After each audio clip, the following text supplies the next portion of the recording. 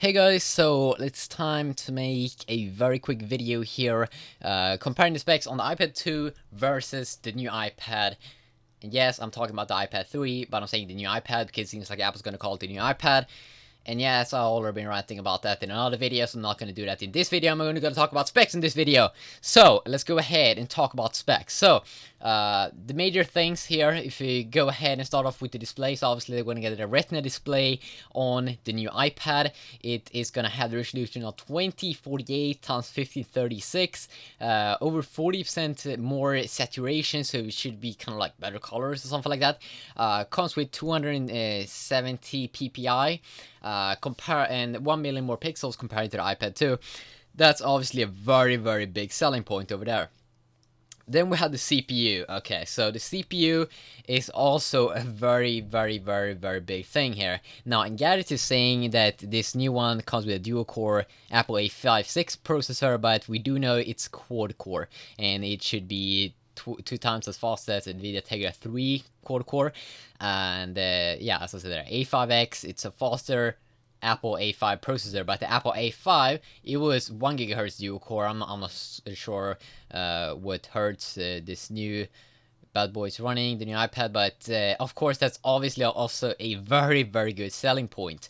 Then if you talk about the graphics, also very interesting here. They are still running with the PowerVR SGX, but this time it's some kind of MP4 Plus that they're using in the new iPad compared to the 543 MP2 that they're using on the iPad 2.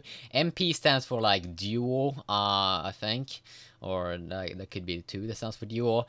Memory, as we can see here, they are saying on Engadget that said to be announced, but what I've heard some rumors about was that it's gonna have 1 gigabyte of RAM, so that's twice the amount of RAM, so also very good. But still, if you we do know that Android takes more RAM, so this is good.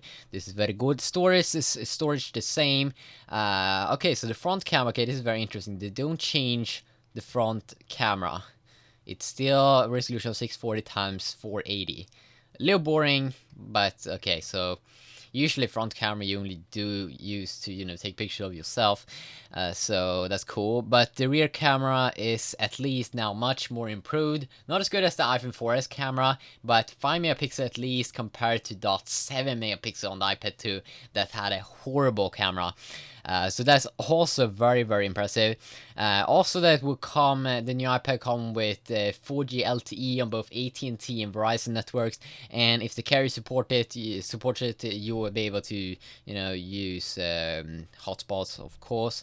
Then if you go down, Bluetooth 4.0 on the new iPad, same as when Apple launched the new iPhone, that they had support for Bluetooth 4.0. So you should have some new gadgets coming out with that, and I'm pretty sure if it makes a big difference compared to Bluetooth 2.1, but still it's there. Nothing weird, nothing new with accelerometer, gyroscope. Thickness also, it's thicker. Very disappointing if you think about it, that it's thicker, but I'm actually respecting Apple for saying that out on their keynote, that it was thicker, or at least, okay, they did say the thickness of the device. I'm not sure if they did call it thicker though, but yeah, and also it's a little heavier, 635 grams compared to 601 on the iPad 2. If you go down to battery life, also this is also very impressive, that it still has 10 hours of battery life, and they use 1 less hour on 4G. And if you go down, the same ports actually, we heard some rumors that would use some kind of new docking maybe, but of course that's just very far away rumors. But same 30 pin dock connector, and kind of same design, maybe a little more tapered. I think that the press and the media is getting their hands on right now, because this is just after Apple's keynote that they held today in San Francisco. But yeah, that's the big selling points. 4G LTE, quad-core A5X processor that should be one of the baddest boys ever, and it's gonna be fun to see that in a benchmarking test, and also compare it to Samsung's new Exynos, because we do know that Apple focuses a lot on the GPU, because they use like GPU hardware acceleration. So when you have your finger on the screen in iOS, everything else will freeze and it won't think in the background. And some people like that, some people don't, but it gives a smoother experience when you're scrolling and stuff like that. So I'm very happy with all of the new specs on the new iPad. Maybe a little disappointed at the front camera, but hey, who used that much? And the only thing that I could rant a little bit about, and I made a video about that, was the name. It's gonna be called the new iPad. Oh my god.